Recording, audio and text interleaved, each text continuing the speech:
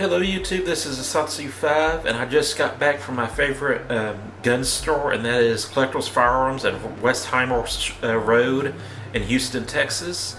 It's a drive from where I'm at, but and I hate driving in Houston. Hate it. But I'm born. I was born there, so you'd think I'd like Houston a little bit more than I do. But I love going to the Galleria, and I love going to Collector's Firearms. And Collector's Firearms is almost a specialty gun store, but it's not, because they have almost everything. They have modern firearms, they have black guns, they have antiques, and when I say antiques, I mean everything from the 19th century to the, well, I'm going to say 17th century, but they have swords, they have knives, they have custom knives, they have production knives, Randalls. I think they even had a skeleton cutlery knife there. I think Jim Skeleton made it. But, you know, Emerson, Microtech, Cold Steel, Kershaw, they have just about anything you'd want. Their knife selection isn't huge, but they have bayonets, they have antique swords, and like I said, like one half of the store is dedicated to antiques, and when I say antiques, I mean the 19th century and earlier. Modern firearms can be from the 1900s, and like they have a whole display of Colt Pythons, custom 1911s. Pocket pistols, military guns, as far as World War II guns. They have a whole display of Lugers. Have it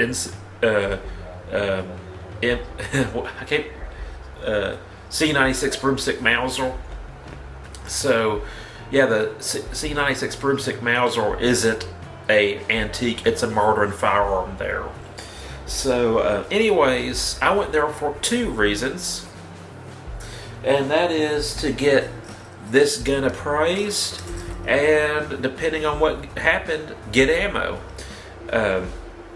So what is this gun? Well, this gun, you've seen it before on my channel, and you've definitely seen it on my Instagram if you follow, and that is this Walther PPK.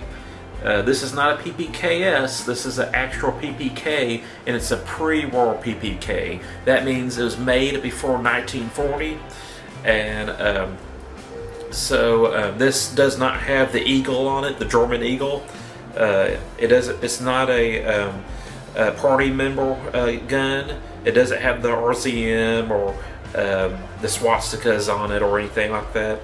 This is somewhere in the 1930s when it was made, and it seems to be perfectly functioning. I don't know if it is yet, but I'm about to, hopefully soon.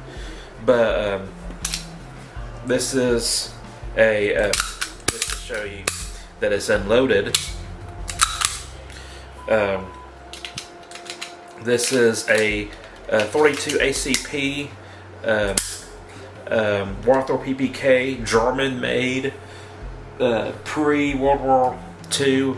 Kind of, you know, World War II happened before 1940, but this is early enough that it doesn't have the swastika and it doesn't have the German eagle on it.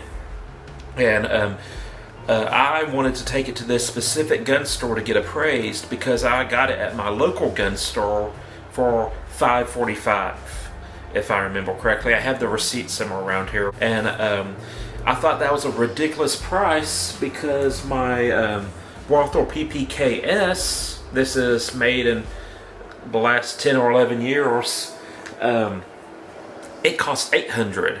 So even though this one is possibly more carryable, more tactical and stuff like that, shinier definitely, you would think that this vintage German-made, you know, possibly saw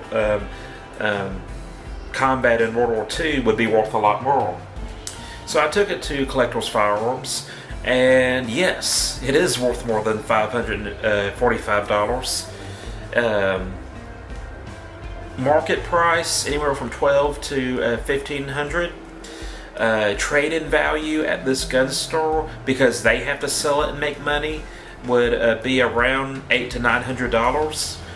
They said that they wanted to give me $850, or it was $875, and they said if there was something that I really wanted, depending on what that thing is, they would be willing to give me $900. And the cool thing is, I said, well, can you give me a year that this was made? And unfortunately, they were unable to, but they were able to tell me that it's a genuine German upper on a genuine German lower. And they said that it's old enough that predates having the serial number on the slide. So, it's a pretty early gun. The guns that I wanted, I wouldn't mind having a Colt 1903 again. I really miss my Colt 1903. But if I was going to get rid of this Walther, I wanted a Colt 1908 pocket hammerless, which is a 380 Colt 1903. I thought about trading it for the Colt 1903. They had one Colt 1903 that was kind of in my price range, but it was.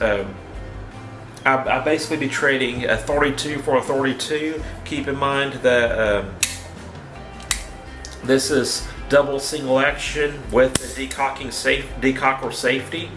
The Colt 1903 has a very this one's kind of old, so it's kind of a little spongy too. But the Colt 1903 has a not so user-friendly safety and a single action only. This is double single action.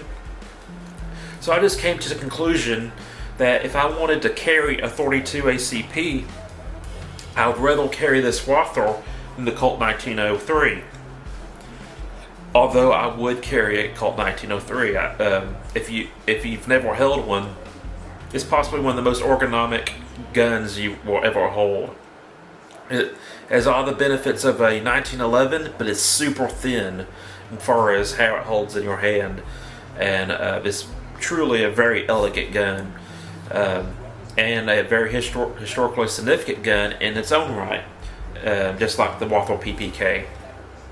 Anyways, I decided after appraising this gun and realizing that it's a German-made PPK, it's not going to be imported into the country anytime soon because it's illegal to import these into the country, and I'll probably do a separate video on that. But also that this is smaller and going to be a little bit more carry-friendly, I decided to keep it as opposed to trading it for a Colt 1903. Now, if I was getting a Colt 1908, I'd probably do that, but maybe someday I'll own both the Colt 1908 and this gun, and that would be cool. Anyways, I went there for another reason, and that was to get ammo for this gun if I didn't trade it. Now, there was a app that I use called wikiarms, I believe is what it's called. Yeah, wikiarms. And this is a pretty cool website. Let's see, I'll show it to you. And basically you pick a caliber. It has a popular rimfire handgun, rifle, and shotgun. It has guns, and you put it on whatever caliber you want or whatever gun you want. And it pulls together a bunch of different websites, and it gives you in order from cheapest to most expensive. Let's just say 380 ammo, because that's what I need right now. They have 250 rounds of range pack, basically, for 68 cents a round. 250 rounds for $196. They have Norma 4-metal jackets for 70 cents a round, 50 rounds, $34.85. Now, unfortunately, when you buy ammo online, you have to pay a special shipping price because it's basically an explosive, so they have a different shipping price for them. You know, hazard shipping basically. So you know, $34 isn't it isn't a good price, but it's the cheapest price I've seen it online. But then you have to pay the special shipping, and what do you know, now you have like a $50 to $60 price tag on that box of 50 Full Metal Jackets, and I'm not going to do that. I'll pay $40 for Full Metal Jackets at a gun show, but not online, because I don't want to pay that shipping. Now, so I went to Collector's Firearms to get ammo. I was looking for 380 Full Metal Jackets and 42 ACP Full Metal Jackets, and I was able to get two 42 50 round ACP 42 ACP Full Metal Jacket PPU ammo. One box was $29.95. I bought two boxes, so it was roughly $60, give or take. And I'm going to pull up the picture and look at this. Full Metal Jackets for 42 ACP for 50 rounds is roughly $60.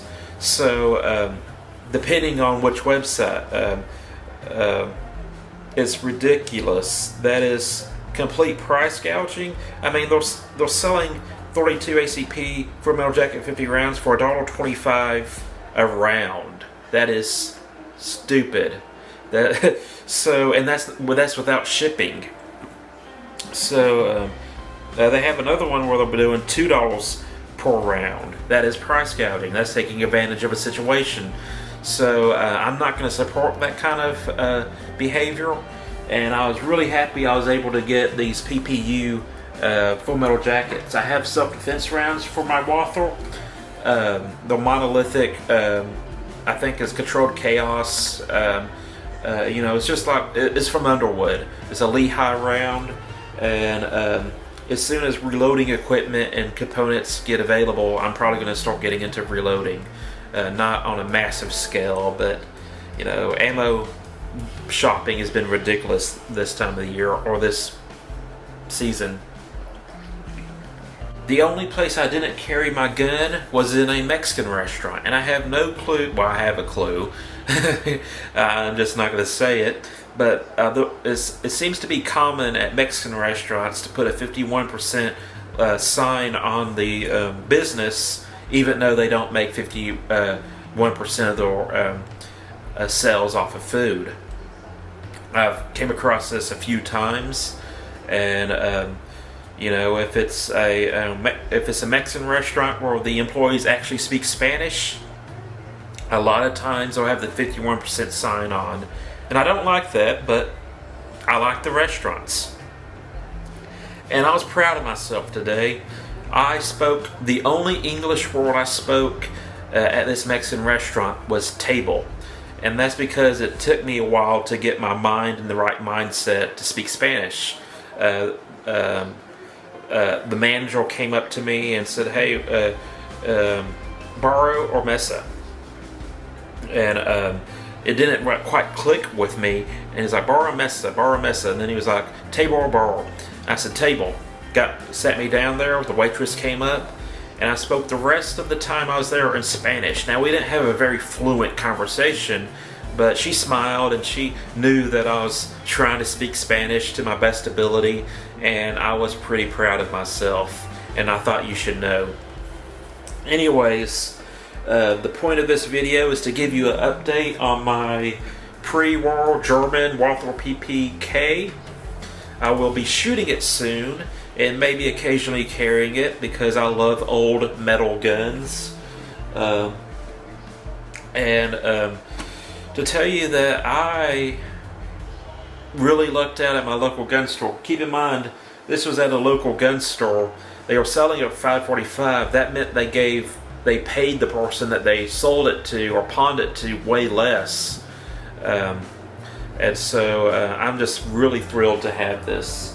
And I hope I get some Full Metal Jackets for my 380 PPKS, so I can shoot my PPKS and my PPK and enjoy them, target practice with them, improve my shooting skills.